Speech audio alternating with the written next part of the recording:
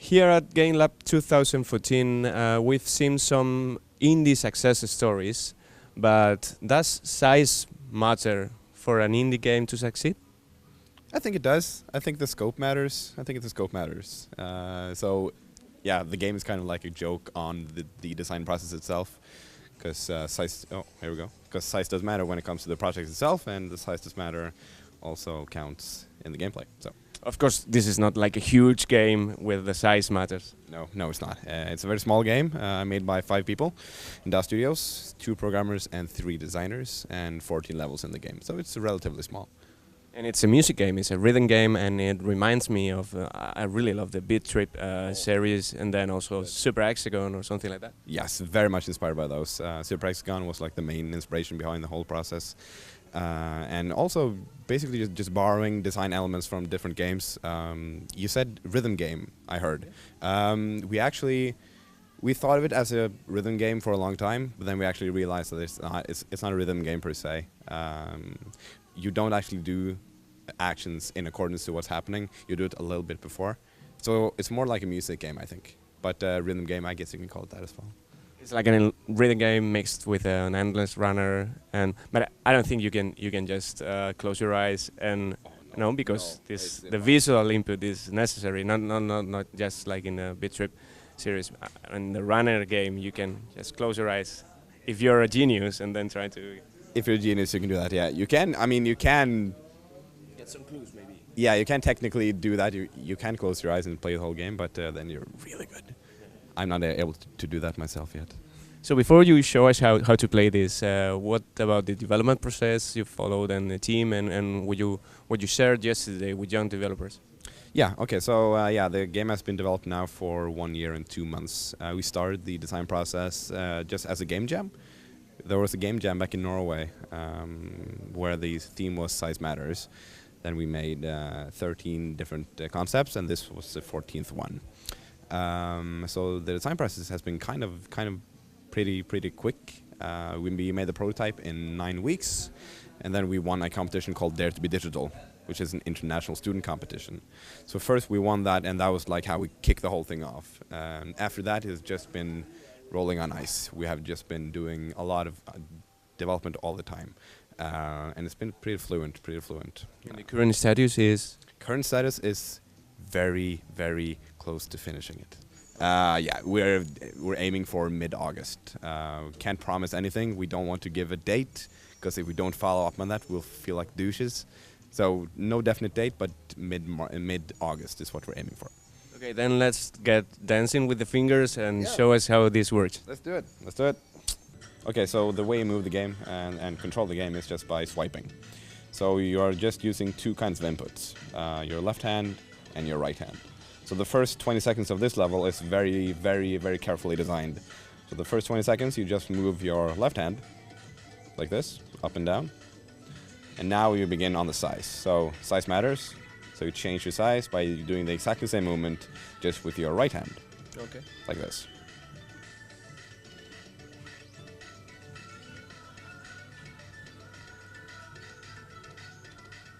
And now you start to combine. So now we have both hands working together. This gameplay idea came from a game jam, you said. Yeah. So how was it when it came up? The theme was not that challenging. We made basically, we had 13 games, and every game had something with a penis, and we didn't want to release that. We didn't want to continue with that, so the 14th idea was this one. Okay. By the way, now you just saw the sequence system. Okay. The way the sequence system works is that if you clear a level with at least 1 strike left, if you look to the down left corner, you see the strikes. If you crash like this, 1 is removed. If you have at least 1 at the end of the level, you get to the next sequence. And the sequence is basically defined as another layer of a level. So basically by having that mechanic, you reward really good players but you don't punish the less skilled ones. What about the controls? Because it seems that they are really fine-tuned, and they were really. I was trying the game before, and they worked really good, like almost like it was a controller. I mean, you could feel that you were controlling the piece. Yeah, thank you very much. I mean, the controls is basically make it or break it for this game.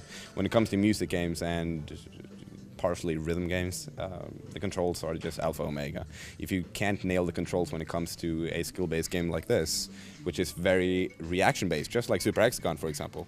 The way Super Hexagon did it was that the controls were as minimalistic as the visual and the mechanics, and when they actually work together, you get a good game, and that's what we wanted to do. So we created, actually, I think it was 8 control mechanics at once, and we tested those.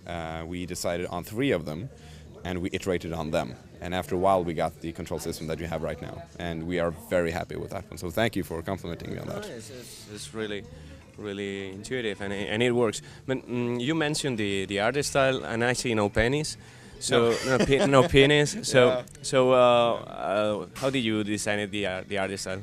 Yeah, because we have no artists. But I can't believe that. No, there's a ton of people who can't believe that, and we have to thank our programmers for that mostly. Our programmers have done an excellent job. The programmers are the hidden artists of the game development world, without a doubt. They can do amazing things. Like Studios Mattis consists of lines with glow. It makes sense. The colors, the things make sense. Yeah, it's like an 80s neon glowy kind of thing, and we're very happy with that. So we basically just had to take the constraints that we had, make the best out of it. That's what we did. So, since it's a skill-based game, as you said, I guess it's getting difficult more and more when you play the levels. Can you show us something more difficult than that? Yeah, I mean, a girl could play that. A little girl, I mean. Hello there. Okay, so yeah, Full Metal is the super easy one. Then you have easy, medium, medium again. Medium, and here we start to go up in the ranks. If you can try medium, maybe hard is too hard for you? Well, hello there, Mr. Journalist. I'll show you. So this is the hard one. If you want me to, I can also play the impossible one afterwards, just to show you that. And also we have additional mechanics, for example, like the slow-mo that I just encountered, which is very useful when it is like really fast tracks. So we have things that aid you in your quest to high-score hunting. Actually, it looks difficult, and I'm going to ask you some questions. Meanwhile, which is Go ahead. So the status is almost finished. Which platforms are you heading to, and when can we play this?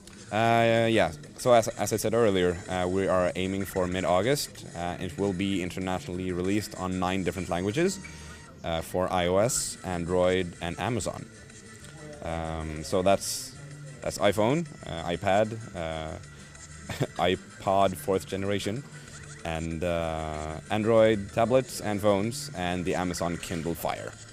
It looks like people is really positive towards Amazon platform. Yeah. What's your experience like so far? We don't have any experience at all. We talked with our publishers, Channel 4, about it, and they wanted it to be on that as well. And it's pretty painless to port it to Amazon as well, because Amazon runs on Android. So it's a pretty easy transformation, I think. The only thing you have to change is the networking. So okay, so now it's starting to get quite difficult here. Yeah. Okay, this is actually really hard. Ah, nice. Wow.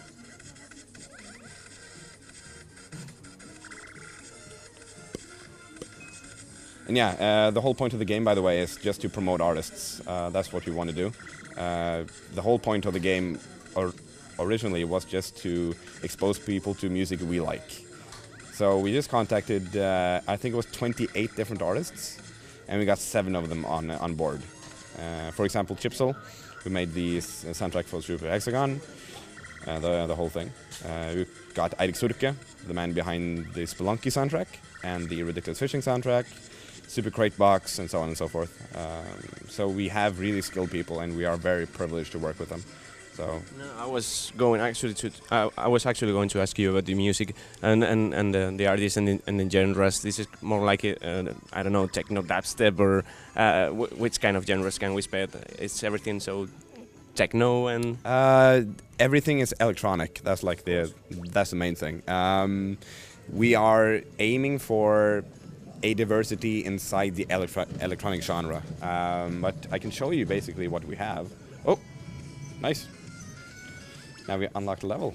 But yeah. and also with a retro touch. Yes, Everything, of course. With a retro touch, absolutely. So we have this is more traditional electronic music, more chilling. So here, like a mom, 50 years old, can play this without like, this is hurting my ears.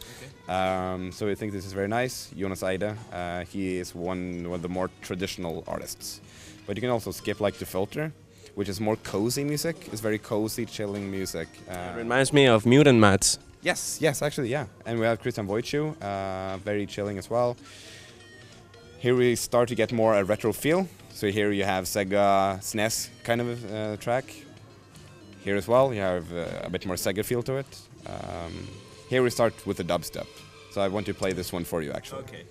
So this is Zombie Pace by Rymderglash, a Swedish duo, which we think is super nice. They actually released their album, I think it was last month.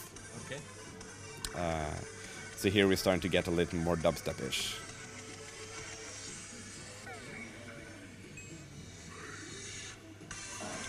So here you can hear the wob-wobs. Yes. So we're having a bit of dubstep, a bit of retro. We're trying to include all genres, basically. That's what we want to do. We actually interviewed Alex Rugopoulos some hours ago. Yeah. Have you shown him this concept? I haven't shown it to him yet. I really want to show it to him, though. I actually saw him just walk past us in the corridor here.